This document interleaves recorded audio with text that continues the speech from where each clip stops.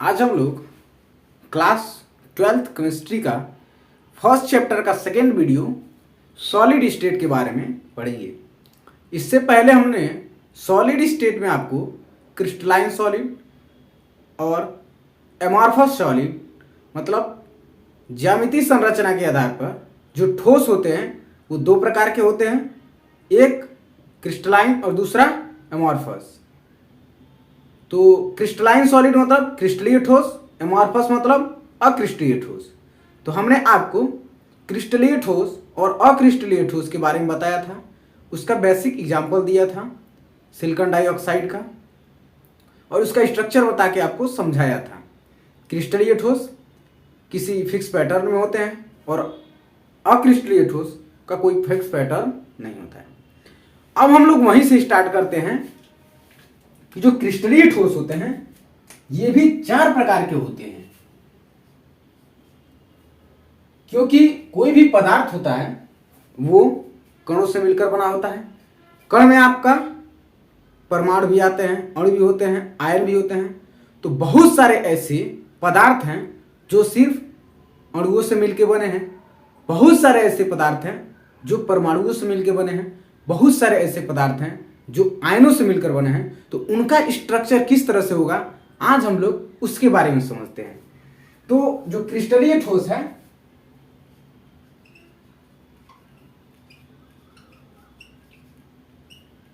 या क्रिस्टलीय ठोस,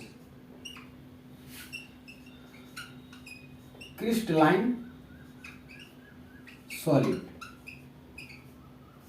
जो क्रिस्टलाइन सॉलिड है ये भी चार प्रकार के होते हैं, जिसमें सबसे पहला आपका है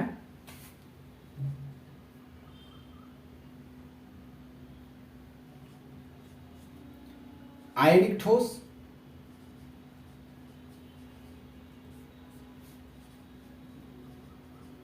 इसको इंग्लिश में बोलते हैं आयोनिक सॉलिड। दूसरा है आपका सहसंयोजक ठोस,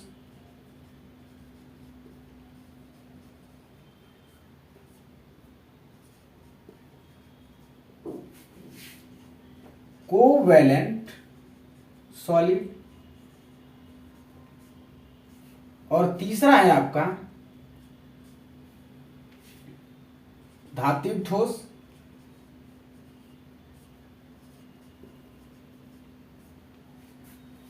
मेटेलिक सॉलिड,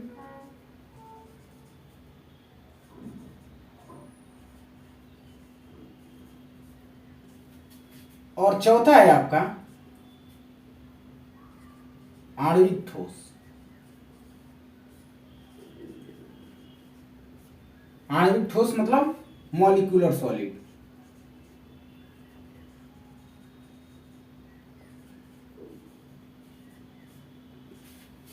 जब हम आप इसको समझा देंगे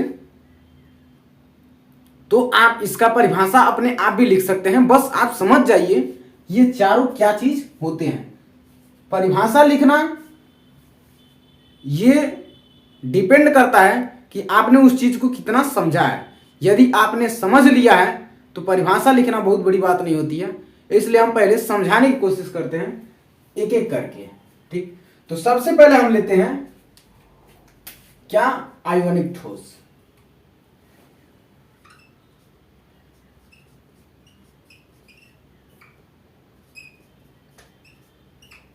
ये नाम से स्पष्ट है कि इस प्रकार के जो ठोस होते हैं वो आयनों से मिलकर बने होते हैं।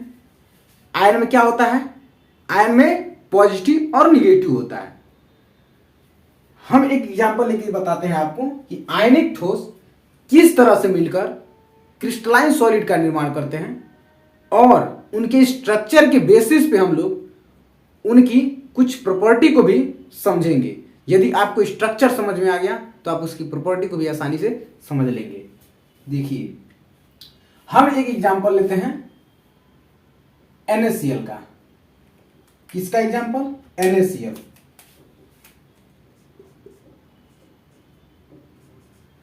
हमको पता है NaCl Na प्लस और Cl माइनस से मिलकर बना है। Na प्लस धन आयन है, Cl माइनस ऋण आयन है। तो जब Na प्लस मतलब NaCl मतलब नमक, नमक जो होता है वो आयनों से मिलकर बना होता है। हम लोग जो साधारण नमक यूज करते हैं अपने घरों में।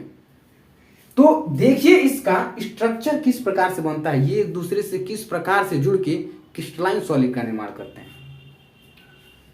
हमने सबसे पहले यहां पे लिया ये एक परमाणु और ये दूसरा परमाणु नहीं आयन, ये एक आयन लिया और ये क्या हमने लिया, ये लिया हमने Na प्लस और ये लिया हमने Cl माइनस। इसको बहुत बड़ा बना दिए हैं, थोड़ा साइज में एक बराबर रहेगा तो देखने में अच्छा रहेगा।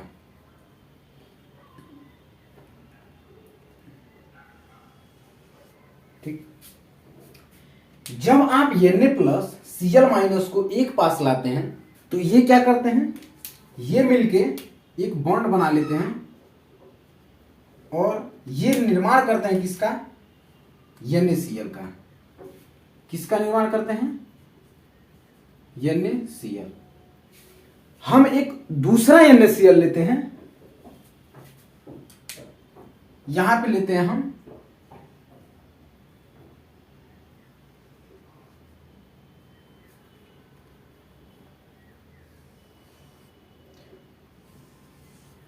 एक, हम लेते हैं और Na प्लस और दूसरा एक लेते हैं Cl माइनस।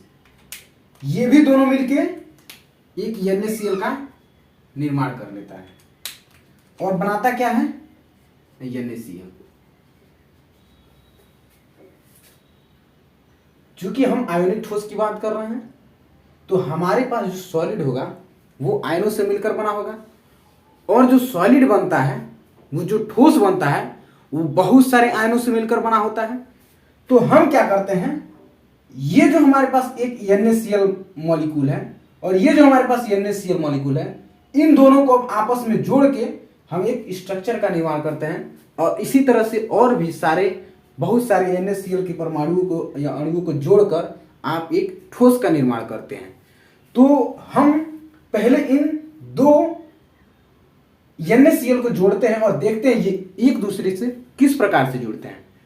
हमको पता क्या है, हमको पता है जो प्लस होता है वो प्लस के साथ प्रतिकर्षण करता है, ये एक दूसरे के साथ कभी जुड़ते नहीं है। और जो माइनस होता है वो माइनस के साथ प्रतिकर्षण करता है। लेकिन यदि प्लस के साथ माइनस जुड़ जाए तो ये एक दूसरे को आकर्षित करने लगता है। तो आप यहां पे देखिए, हमारे पास ये Na प्लस है, ये Cl माइनस है, ये Na प्लस है, ये Cl माइनस है, Cl माइनस है। जब आप इन चारों को एक पास लेके आएंगे तो होगा क्या, ये वाला Na प्लस इस वाले Na प्लस को प्रतिकर्षित करेगा, ये वाला Cl माइनस इस वाले Cl माइनस को प्रतिकर्षित करेगा, रिपेल करेगा। लेकिन ये वाला Na प्लस इस Cl माइनस को आकर्षित करेगा और वहीं पर ये वाला Cl माइनस इस Na प्लस को आकर्षित करेगा। तो होगा क्या, ये वाला जो Cl माइनस है ये इस Na प्लस के साथ और ये वाला जो Na प्लस है इस Cl माइनस के साथ जाके जुड़ जाएगा और हमको मिलेगा क्या, हमको उसके बाद देखिए इसका स्ट्रक्चर क्या मिलेगा।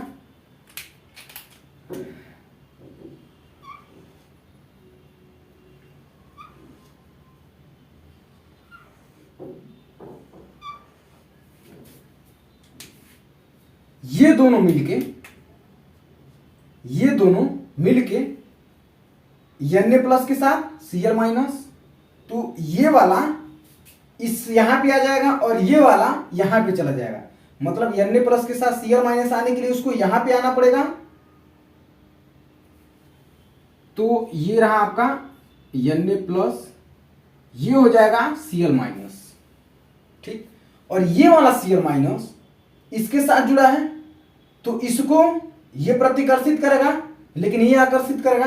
तो ये इधर चला जाएगा, तो ये हो जाएगा आपका Cl माइनस और ये हो जाएगा Na प्लस। अब आप देख पा रहे हैं ये जो हमारे पास आयोनिक सॉलिड का एक बेसिक यूनिट बना है वो किस प्रकार से है। इस प्रकार से मिलके जो आयोनिक ठोस होते हैं उनका निर्माण होता है। यहीं से आप इसकी कुछ बेसिक प्रॉपर्टी के बारे में एनालिसिस कीजिए।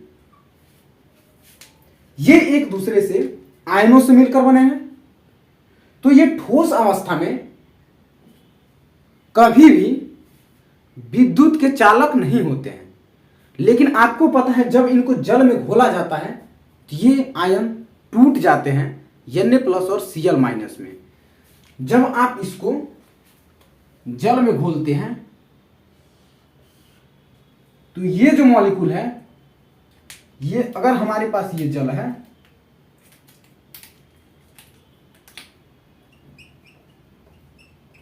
और जब आप इसको इसमें घोलते हैं, ये क्या है H2O। जब आप इसको इस जल में घोलते हैं तो ये Na प्लस और Cl माइनस में टूट जाता है, तो हमको आयन मिल जाते हैं। और हमको पता है कि विद्युत चालकता के लिए जो विद्युत का प्रवाह होता है वो आयनों से होता है। तो जब आप इसको जल में घोलते हैं तो हमको आयन मिल जाता है और आयनों से ही विद्युत का चालन होता है। दूसरी बात इसमें क्या समझ में आई, ये जो सॉलिड बना है, ठोस बना है, ये आयनों से मिलकर बना है और आयनों के बीच में कूलॉम्ब का एक नियम काम करता है। जो दो आयनों के बीच में लग रहा है वो यहाँ पे बल काम करता है, तो ये एक दूसरे के साथ बहुत मजबूती के साथ जुड़े होते हैं। यहाँ पे कूलॉम्बिक फोर्स काम करता है। कूलॉम्बिक फोर्स मतलब जो कूलॉम्ब का नियम है, इसको हमने फिजिक्स में बताया है। तो ये जो कूलॉम्बिक फोर्स है वो बहुत मजबूत होता है, जिसके कारण इसके जो आयन होते हैं वो एक दूसरे से बहुत मजबूती के साथ जुड़े होते हैं। इसलिए ये कैसे होते हैं, बहुत ही मजबूत होते हैं। और बहुत मजबूती होने के कारण ये बहुत, उसके साथ साथ ये बहुत ही कठोर होते हैं और इनके जो पार्टिकल्स होते हैं वो मूव नहीं कर पाते हैं। ठीक, ये रहा आपका आयोनिक ठोस। अब आप इतना समझाने के बाद इसका परिभाषा खुद ही लिख सकते हैं। यदि हम परिभाषाएं लिखते चलें तो वीडियो भी बहुत लंबा हो जाएगा, जो कि सही नहीं है।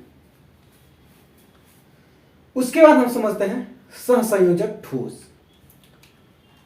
सहसंयोजक ठोस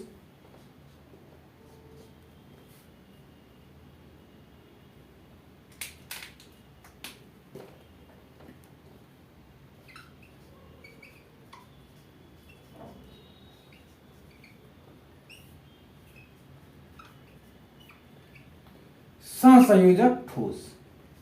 सहसंयोजक मतलब कोवैलेंट बॉन्ड। सहसंयोजक मतलब कोवैलेंट बॉन्ड। जैसे आप कार्बन जानते हैं, कार्बन की संयोजकता कितनी होती है, कार्बन की संयोजकता 4 होती है। तो आपको पता है कि जो हीरा है या ग्रेफाइट है, या आप एक और इससे एग्जांपल लिख सकते हैं, क्या आप यही एक एग्जांपल एक बार समझिए। हीरा जो होता है उसका 3D में फिगर बनाता है। यहां पे 3D फिगर बनाना पॉसिबल नहीं है, लेकिन आप ये समझिए कि जो हीरे में कार्बन होते हैं, क्योंकि हीरा एक कार्बनिक पदार्थ है, तो इसके जो कार्बन होते हैं वो एक दूसरे से 4-4 बॉन्ड से जुड़े होते हैं और उनका जो स्ट्रक्चर होता है वो 3D में होता है, वो बहुत ही क्रिटिकल होता है। तो जो सहसंयोजक बंध होते हैं वो 4 बंधों से मिलकर बंधे होते हैं। जो सहसंयोजक बंध वो हीरे में कार्बन 4 बंध से मिलकर बना है। आप हीरे की जब स्ट्रक्चर देखेंगे तो आपको इसके बारे में पता चल जाएगा। तो आप इसको समझने के लिए एक बार हीरे का आप संरचना देखिए कि किस तरह से कार्बन 4 बॉन्ड से जुड़ा होता है। ठीक, तीसरा हम समझ लेते हैं धात्विक ठोस। चूंकि 3D को समझाना 2D में पॉसिबल नहीं है, अभी आप जो देख रहे हैं ये 2D में है, 3D में यहां पे समझाना पॉसिबल नहीं है। तो हम लोग इसका नेक्स्ट टॉपिक क्या है, धात्विक ठोस।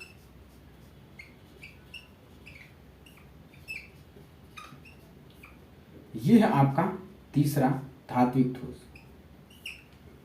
धात्विक ठोस क्या होते हैं? धात्विक ठोस से पता है कि इस प्रकार के जो ठोस होते हैं वो धातुओं से मिलकर बने होते हैं। धातु क्या होते हैं ये हमने आपको बता रखा है कि जो पॉजिटिव चार्ज को रखे हुए होते हैं, मतलब जो धनात्मक आवेश होते हैं वो होते हैं हमारा धात्विक ठोस। जैसे हम एक एग्जाम्पल ले रहे हैं, धात्विक ठोस में आप लिख सकते हैं लोहा। लोहा का हम एग्जाम्पल लेके आपको बहुत ही बेहतर तरीके से समझा रहे हैं।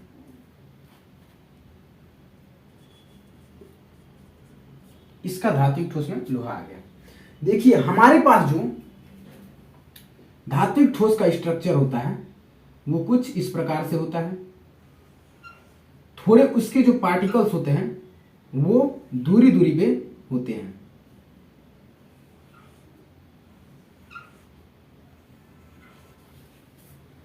धातु के जो परमाणु होते हैं, जैसे मान लीजिए अगर ये दो परमाणु हैं, हम इस परमाणु और इस परमाणु की बात कर रहे हैं, तो इसका जो परमाणु है उसका जो नाभिक होता है ये न्यूक्लियस, इसका जो नाभिक होता है न्यूक्लियस, इसका भी जो नाभिक होता है न्यूक्लियस, तो इसका जो नाभिक होता है वो धनात्मक होता है और इस न्यूक्लियस के बाहर क्या है, इलेक्ट्रॉनों की कक्षा है जिसमें इलेक्ट्रॉन घूम रहे हैं। तो इसका जो नाभिक होता है वो इसके बाहरी कक्षा में उपस्थित इलेक्ट्रॉनों पे बल लगाता है और वो इलेक्ट्रॉन उतनी मजबूती के साथ नहीं बंधे होते हैं, इसलिए वो इलेक्ट्रॉन इस कक्षा में से निकलकर और इस खाली जगह पे आ जाते हैं। इसी तरह से इसका हर एक परमाणु एक दूसरे के साथ यही व्यवहार दिखाता है। तो होता क्या है कि इसके बीच में जो खाली स्थान है वहां पे इलेक्ट्रॉन चले जाते हैं। तो धात्विक जो ठोस होते हैं उनका चमकने का भी कारण यही होता है कि उस धात्विक ठोस में इलेक्ट्रॉन ज्यादा होते हैं। तो आप देखेंगे कि यहां पे इलेक्ट्रॉन ज्यादा होने से इसको आप सी ऑफ इलेक्ट्रॉन भी कहते हैं, सी ऑफ इलेक्ट्रॉन, इसको सी ऑफ इलेक्ट्रॉन भी कहते हैं। तो आप यहां पे जब एक बैटरी को जोड़ देते हैं, बैटरी को जोड़ने का मतलब यहां पे आप एक बैटरी को जोड़ देते हैं, तो बैटरी को जोड़ने से ये जो इलेक्ट्रॉन होते हैं वो एक डायरेक्शन में फ्लो करने लगते हैं।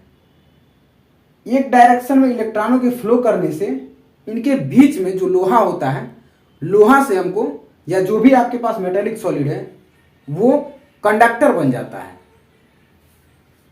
यदि आप यहां पे उष्मा देते हैं, यदि आप एक सिरे पे उष्मा देते हैं तो धातु का दूसरा सिरा अपने आप गर्म हो जाता है।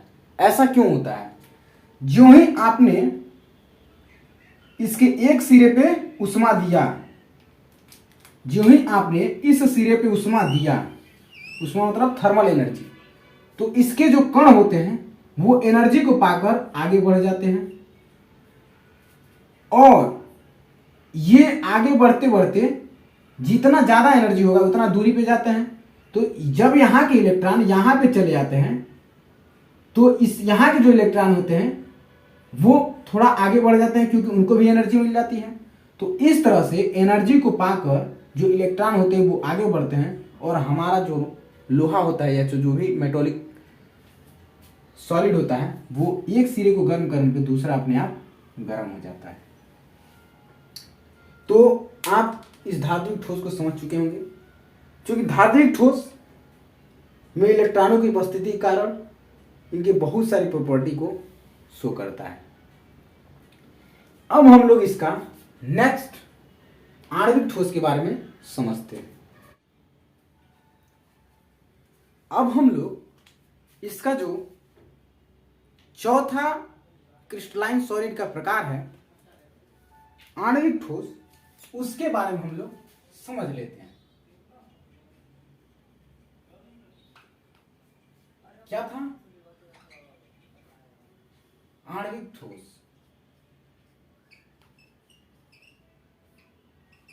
आणविक ठोस, आणविक ठोस मॉलिक्यूलर सॉलिड। मॉलिक्यूलर सॉलिड भी तीन प्रकार के होते हैं। एक होता है, ये होता है मॉलिक्यूलर सॉलिड। मॉलिक्यूलर सॉलिड भी तीन प्रकार का होता है। एक होता है अध्रुवीय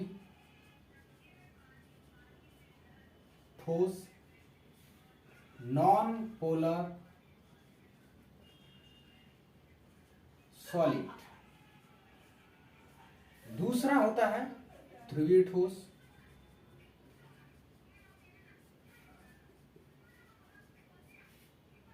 पोलर सॉलिड। तीसरा होता है हाइड्रोजन बंध।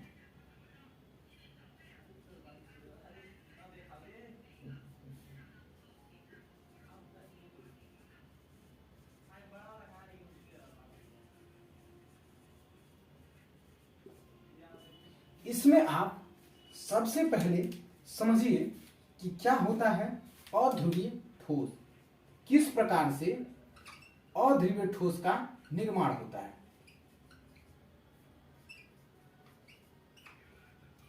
अध्रुवीय ठोस को सबसे पहले आप समझिए। आपको पता है कि पीरियोडिक टेबल में जो सबसे किनारे के तत्व होते हैं वो होते हैं अक्रिय गैस। अक्रिय गैस जैसे आर्गन, ये आपका आर्गन, क्रिप्टॉन, रेनॉन, जेनॉन, ये सभी चीजें होते हैं आपके अक्रिय गैस। तो हम लोग एग्जाम्पल लेते हैं ऑर्गन का। ऑर्गन जो होता है वो सामान्य अवस्था में किसी से भी रिएक्शन नहीं करता है, और ये होता किसमें है? गैस के रूप में। जो अक्रिय गैस होता है उसका जो ऑक्टेट होता है वो फुलफिल होता है, जिसके वजह से वो किसी के साथ रिएक्शन नहीं करता है। लेकिन अक्रिय गैस को भी आप सॉलिड की स्टेज तक कन्वर्ट कर सकते हैं। मतलब अक्रिय गैस को भी आप गैस से द्रव और द्रव से ठोस में बदल सकते हैं। जब आप इस अक्रिय गैस से ऊष्मा को बाहर निकाल देते हैं, किसको? ऊष्मा को बाहर निकाल देते हैं, तो उसके जो पार्टिकल्स होते हैं उनके पास एनर्जी रह नहीं जाती है। और वो, इसको हमने डिटेल में बताया है पहले ही चैप्टर में और पार्ट 1 में, कि किस प्रकार से इंटरमोलिकुलर फोर्स और थर्मल एनर्जी के कारण आप ठोस से द्रव, द्रव से गैस में बदलते जाते हैं।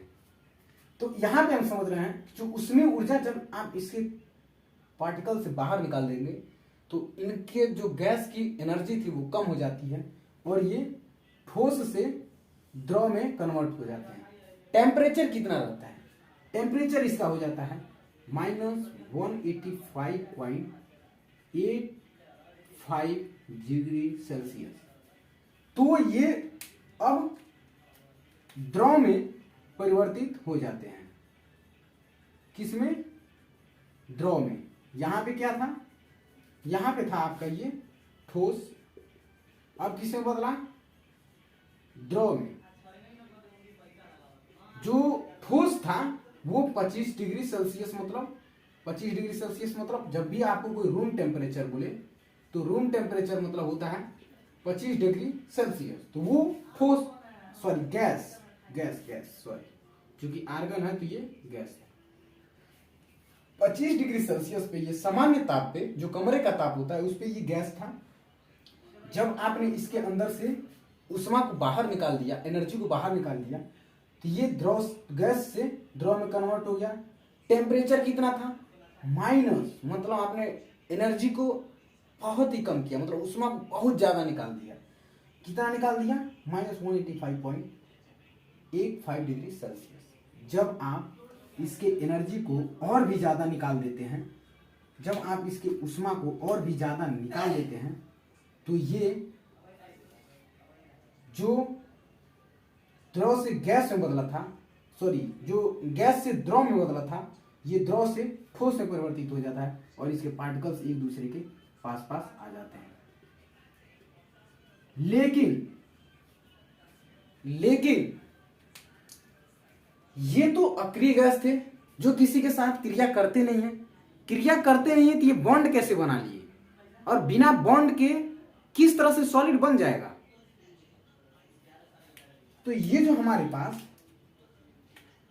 ठोस मिला है, जब आप इसको माइनस कितना -184.34 डिग्री सेल्सियस तक जाते हैं। थोड़ा इसमें हमको कंफ्यूजन है, ये 184 है, ये 185 है, तो हो सकता है पहले 184 हो और बाद में 185 हो, लेकिन उस पर मत जाइए। आप ये समझिए कि जब इसमें से ऊष्मा को बाहर निकाला जाता है तो ये गैस से द्रव बनता है। जब आप इसमें से और भी ऊष्मा को बाहर निकालते हैं तो ये द्रव से ठोस में बदल जाता है, और ये सामान्यतः आपको 25 डिग्री सेल्सियस होता है, जिसको हम नीले पेन से लिख दिए हैं। इसको हाईलाइट करने के लिए हम काले पेन से लिख देते हैं। हमने क्या बताया कि जो हमारे पास गैस होता है वो गैस किसी के साथ क्रिया करता नहीं है, अक्रिय होता है। तो यहां पे सॉलिड का निर्माण कैसे कर लिया, इसको समझने के लिए आपको समझना पड़ेगा कि अध्रुवीय बॉन्ड किस प्रकार से बनते हैं, नॉन पोलर सॉलिड किस प्रकार से, नॉन पोलर जो बॉन्ड होता है वो किस प्रकार से बनता है, और उससे सॉलिड का निर्माण किस तरह से होता है। तो यहां पे हम समझते हैं सबसे पहले अध्रुवीय ठोस का बॉन्ड।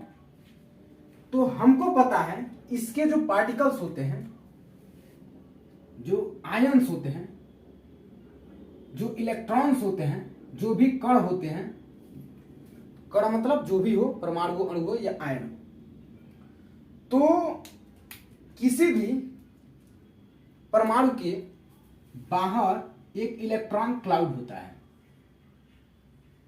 क्या होता है? Electron cloud. इसको क्या बोलते हैं? इलेक्ट्रॉन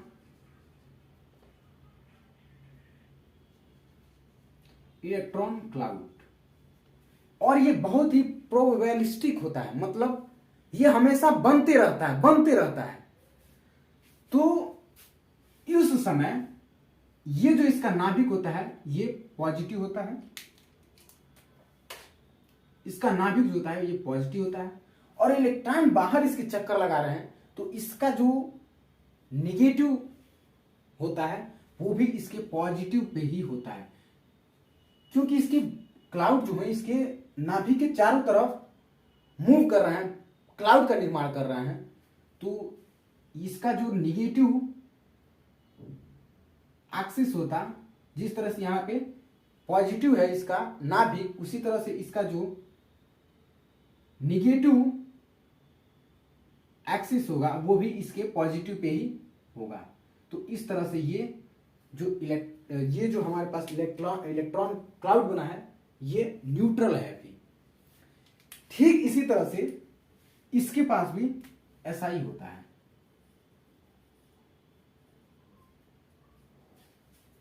उस समय ये भी पॉजिटिव और निगेटिव जो न्यूक्लियस होता है वो इसी के पास होता है।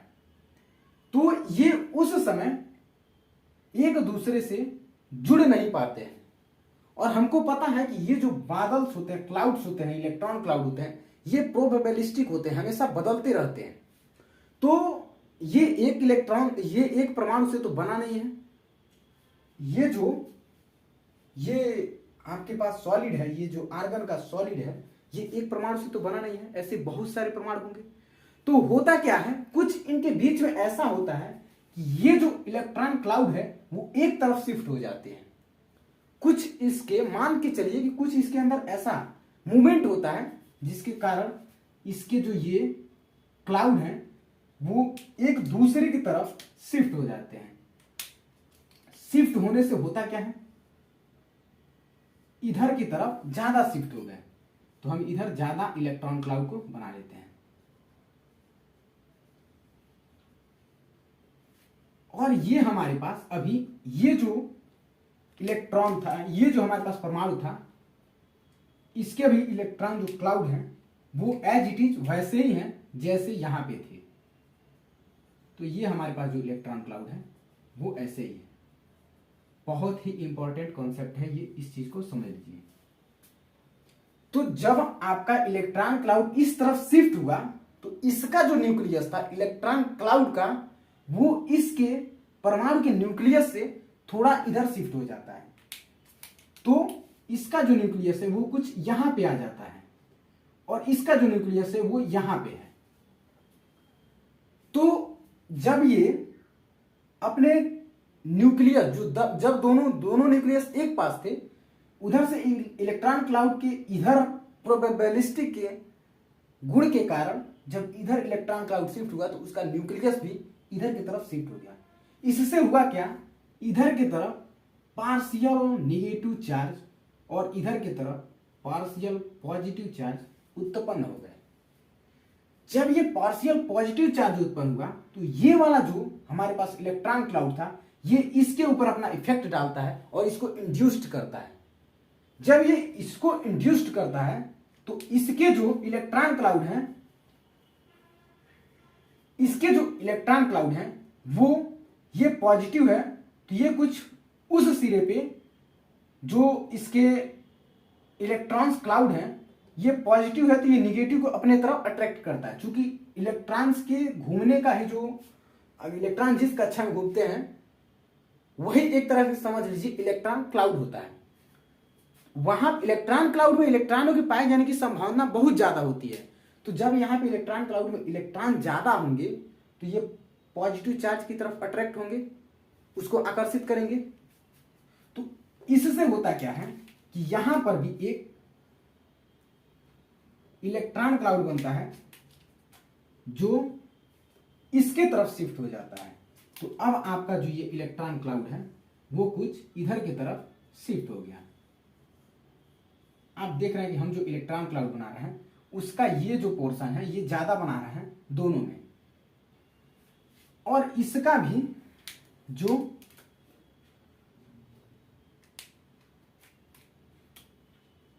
इलेक्ट्रॉन क्लाउड है वो कुछ इस तरफ ज्यादा शिफ्ट हुआ था। तो इधर की तरफ माइनस चार्ज, यहां पे प्लस चार्ज। इसका भी जो न्यूक्लियस होगा इलेक्ट्रॉन क्लाउड का न्यूक्लियस मतलब निगेटिव इलेक्ट्रॉनों के द्वारा जो होगा वो कुछ इधर की तरफ शिफ्ट होगा। तो ये हो जाएगा निगेटिव और इसका जो न्यूक्लियस होगा इस एटम का वो हो जाएगा पॉजिटिव। चूंकि इधर इलेक्ट्रॉन ज्यादा आ गए थे तो इधर delta negative charge, partial negative charge और इधर पार्शियल पॉजिटिव चार्ज हो गया। और फिर से इधर देखिए इसमें इलेक्ट्रॉन इधर ज्यादा हो गए हैं तो इधर डेल्टा निगेटिव चार्ज और यहां पे डेल्टा पॉजिटिव चार्ज। इसी तरह से इसके हर एक परमाणु में होता है। तो यहां पे आप देख रहे हैं कि ये पॉजिटिव डेल्टा पॉजिटिव ये डेल्टा निगेटिव मिलके आपस में एक बॉन्ड क्रिएट कर देता है और इस बॉन्ड को कहते हैं लंदन बल, लंदन डिस्पर्सन फोर्स भी बोलते हैं, लेकिन आप लिख लीजिए सिर्फ लंदन बल। लंदन डिस्पर्सन फोर्स के कारण ये एक दूसरे से जुड़ जाते हैं। चूंकि ये प्रोबेबिलिस्टिक है, ये हमेशा बदलते रह रहे हैं इलेक्ट्रॉन क्लाउड, तो कभी ये बॉन्ड बनता है कभी टूटता है, उतना मजबूत होता नहीं है। तो इसके कारण जो हमारे पास जो गैस था जो किसी से रिएक्शन नहीं करता था, उसमें से यदि आप टेम्परेचर को निकालते जाते हैं तो वो एक तरीके से यहां पे आप देख रहे हैं कि ठोस अवस्था में बदल जाता है बिना किसी बॉन्ड बनाए। वो बॉन्ड कौन सा होता है? वो होता है नॉन पोलर बॉन्ड। अब आप समझ गए होंगे ये कॉन्सेप्ट बहुत ही इंपॉर्टेंट था। ठीक,